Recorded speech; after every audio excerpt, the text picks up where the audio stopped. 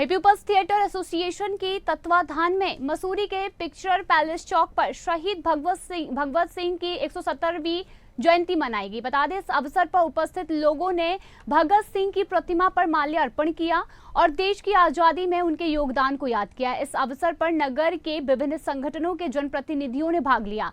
वहीं वक्ताओं ने देश की आजादी में शहीद भगत सिंह के योगदान को याद किया और उन्होंने असमानता को समाप्त करने और समाजवाद के सपनों को साकार करने की भी मांग की।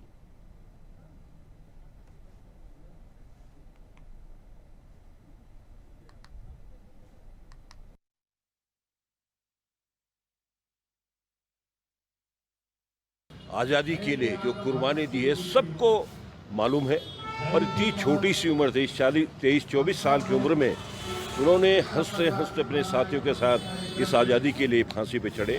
और उनकी क्या सोच थी, एक बच्चा 24 साल का बच्चा क्या होता है, क्या उसके दिमाग में उसमें सोच थी कि कैसे इस देश को आज़ाद करने के लिए हम कुर्बानी दें, हम यूथ आगे आए। और उनके आने से जो आज देश आज़ादी की जो जंग थी उसमें हमें 1947 में आज़ादी मिली।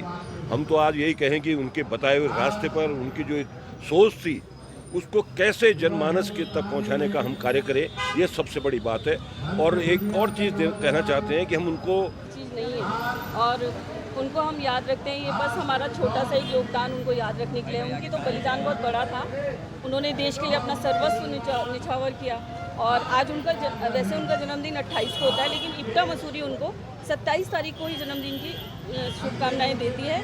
और हमें बहुत खुशी है कि हमने उनको यहाँ पर एक मान सम्मान इज्जत मसूरी के अंदर उनकी रखी हुई बिल्कुल है। सतीश जी ने इप्टा के लिए बहुत कुछ किया।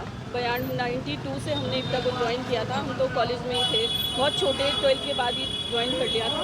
और इप्टा कोई छोटा मोटा संगठन नहीं है, इप्टा एक जन सांस्कृतिक आंदोलन है। और ठीक है, लोग आते हैं जाते हैं, सतीश जी भी चले गए और इप्टा हमेशा रहेगी, लॉन्ग लिव रहेगी। इप्टा इंटरनेशनल स्तर की एक भारतीय जननाट्य संघ है, तो वो हमेशा रहेगा। हमारे पास संसाधनों की कमी हो गई कि हम अपनी बात युवा तक नहीं पहुंचा पा रहे हैं। हम लोग को